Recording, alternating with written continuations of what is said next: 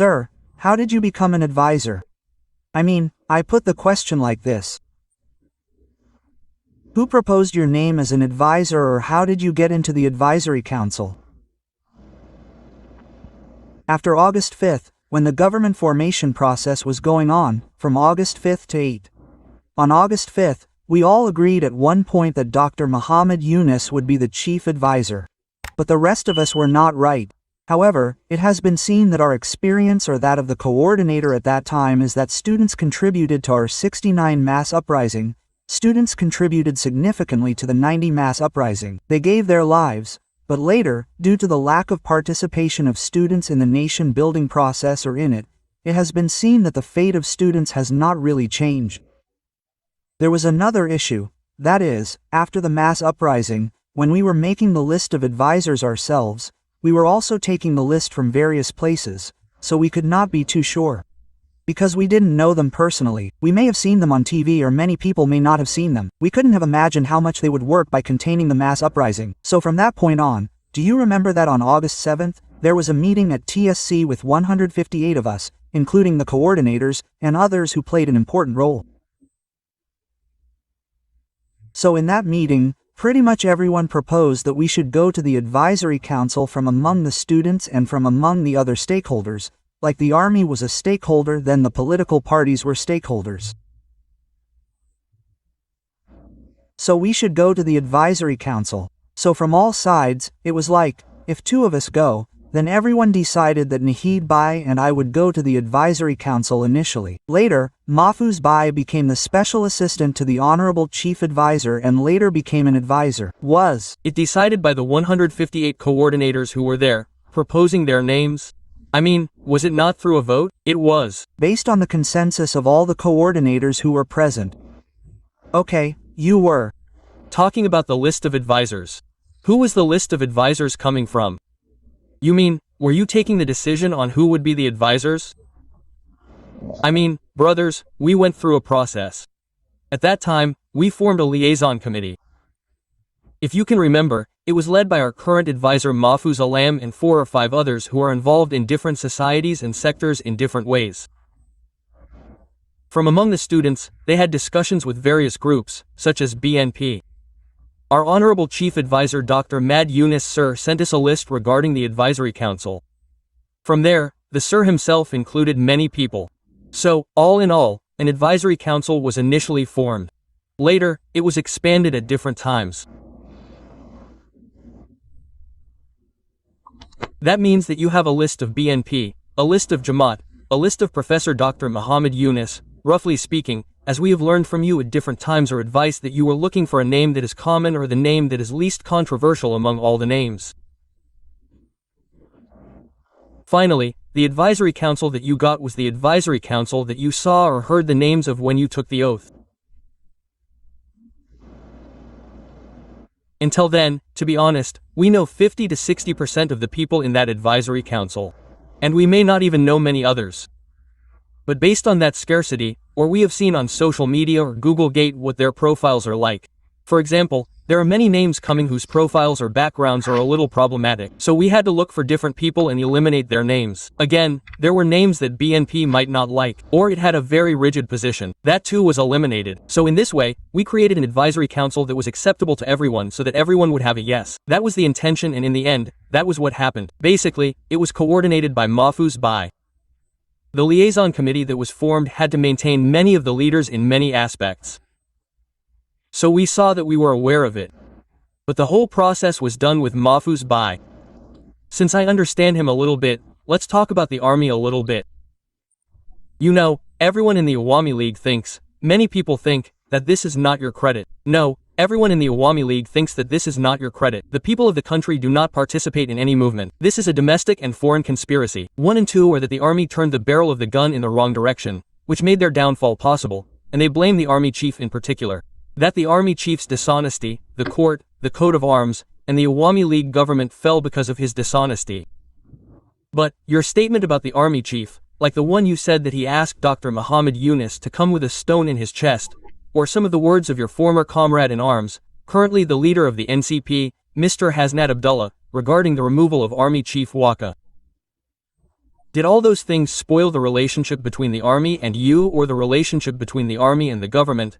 Or is the relationship between the army and the government something different? Or does the army mean discipline? I would like to know this from you. Did it feel like that after your statement in particular? Dr. Muhammad Yunus may have started thinking badly of the army chief from now on, that since he doesn't know me, I don't want him. Is that how it happened? We have no conflict with the army, the government, or me. Rather, we think that during the public protest on August 5th and before that, there was pressure from those present, including junior officers, that they would not shoot in any way. We saw that through various means. The meeting information was leaked. We saw that there.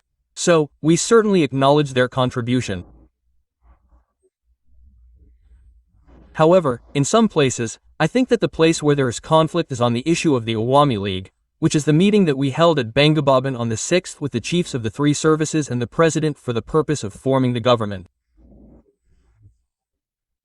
I have not said anything about that time before, because when I was talking earlier, many people were saying that my oath had been broken. I was sworn in on August 8th. Any statement made before August 8th will not be included in my oath.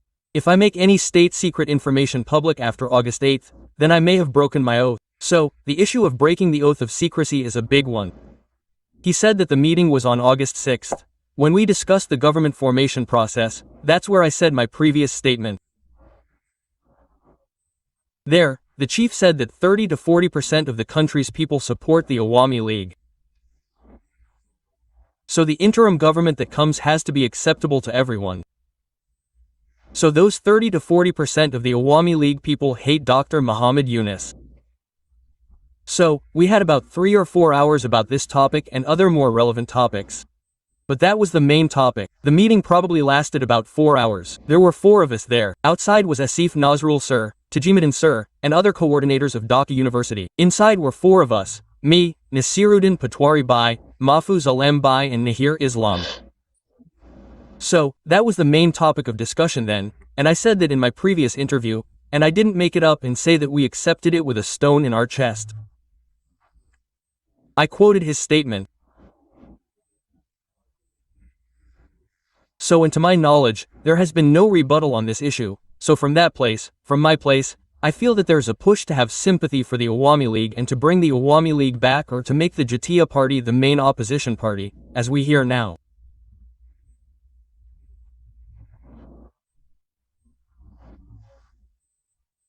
This mechanism is a process of manipulating people's mandates, and as far as I know, there is a plan to get those who were dummy MPs and then those who are suppositories of the Awami League, whose image is not that bad, elected from the Jatiya party.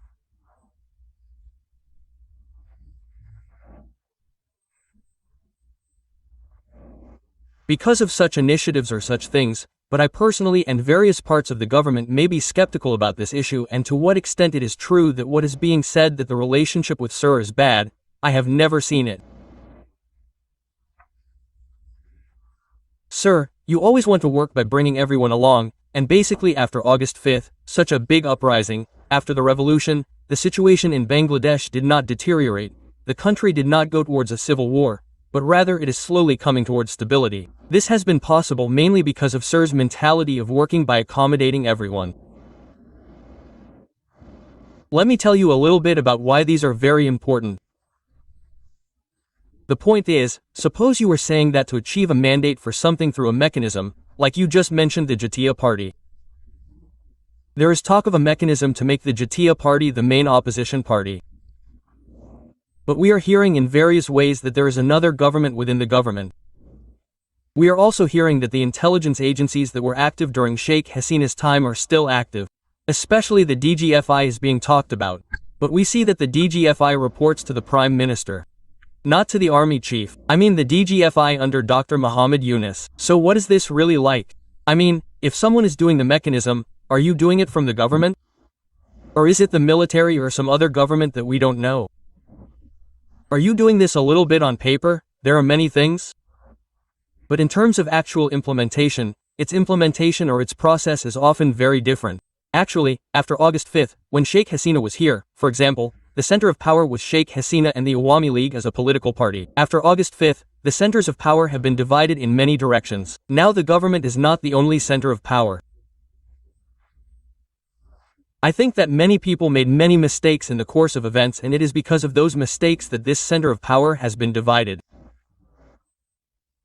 Political parties are now at the center of power. The reason is that any policy decision of the government cannot be taken without the political parties. It has to be taken on the basis of power based on understanding with them. Here, the military has become a center of power after August 5th. I think that on August 5th, our political parties gave that mandate to the cantonment, and due to this complex situation, the way it is on paper that the DGFI will report the main advice or what should be done on paper is not actually happening.